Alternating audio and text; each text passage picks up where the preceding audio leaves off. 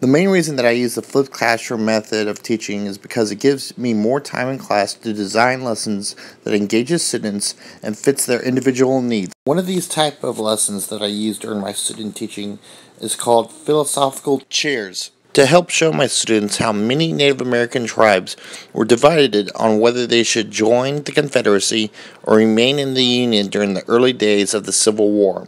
I began this class by asking my students to reflect on any grievances that the 5 civilized tribes might have against the United States. After this, we had a class discussion over the video that they had watched the previous night and on the bellwether prompt. After our discussion, I played a short video compilation of funny moments in the British House of Commons. We've got a new hand gesture from the Shadow Chancellor. Yes. I would have thought after today's briefing in the papers, the hand gesture for the Shadow Chancellor should be bye-bye.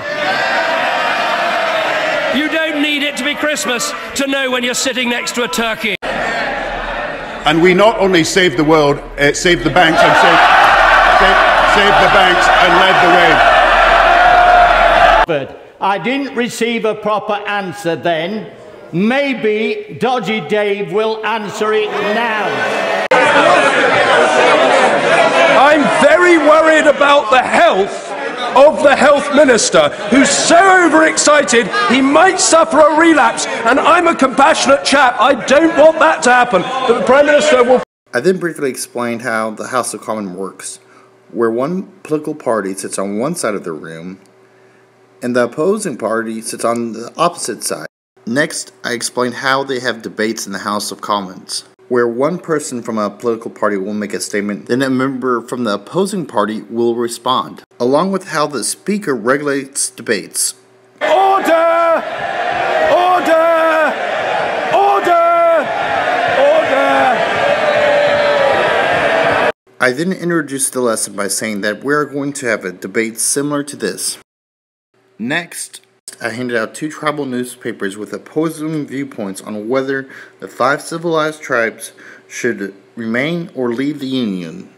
I told the class to read each article and decide if they would stay or leave if they were a member of one of the 5 tribes during this time. After they made their decision, they then had to highlight reasons from their side's newspaper that led them to make their decision. I then told the students to go to the side of the room that had their decision posted on the wall. I then had each student one at a time explain why they made their decision. While this was going on, the students had the freedom to change their decision and move to the side of the room that supported their new viewpoint. Throughout this period, I was assessing each student using the discussion assessment chart. At the end of the discussion, the students then completed the reflection worksheet. This activity supports all learners because it is strongly based on voicing opinions and listening actively, accessible to all learners.